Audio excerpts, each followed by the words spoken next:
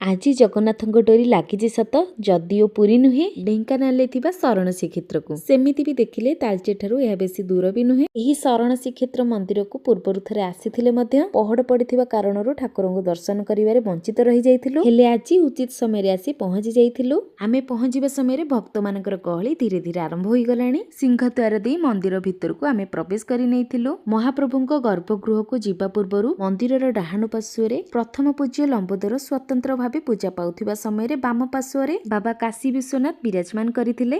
ପ୍ରଥମେ ଗର୍ଭଗୃହର ତଳ ଭାଗରେ ଥିବା ସମସ୍ତ ମନ୍ଦିର ବୁଲିବାକୁ ଆମେ ଆସିଥିଲୁ ଭାରି। ସୁନ୍ଦର କାରୁକାର୍ଯ୍ୟପୂର୍ଣ୍ଣ ଏହି ଖୁମ୍ବ ଗୁଡ଼ିକ ନିଶ୍ଚିନ୍ତ ରୂପେ ଆକର୍ଷଣୀୟ ଥିଲା। ଏଥିସହିତ ଶନିଦେବ, ନୃସିଂହନାଥ ଏବଂ ରାଧାକୃଷ୍ଣଙ୍କୁ ଦର୍ଶନ କରିସାରିବା ପରେ ଏକ ବିଶାଳକାୟ ବଟବୃକ୍ଷ ମୂଳେ ଅଭିମଣ୍ଡିତ ବଟ ଜଗନ୍ନାଥଙ୍କୁ ମନଭରି ଦର୍ଶନ କରି ନେଇଥିଲୁ। ଏହି ମନ୍ଦିରକୁ ଲାଗି କରି ହିଁ ଆଶ୍ରମ ରହିବା ସହିତ ଅନେକ ଗାଡ଼ି ଧାଡ଼ି ହୋଇ ରହିଛି, ଯେଉଁଥିରେ କି ଚିଣ୍ଟୁ ବାବା ପ୍ରତିଦିନ ପୁରୀ ଶ୍ରୀମନ୍ଦିରକୁ ତୁଳସୀ ସେବା ଯୋଗେଇ ଦେଉଛନ୍ତି।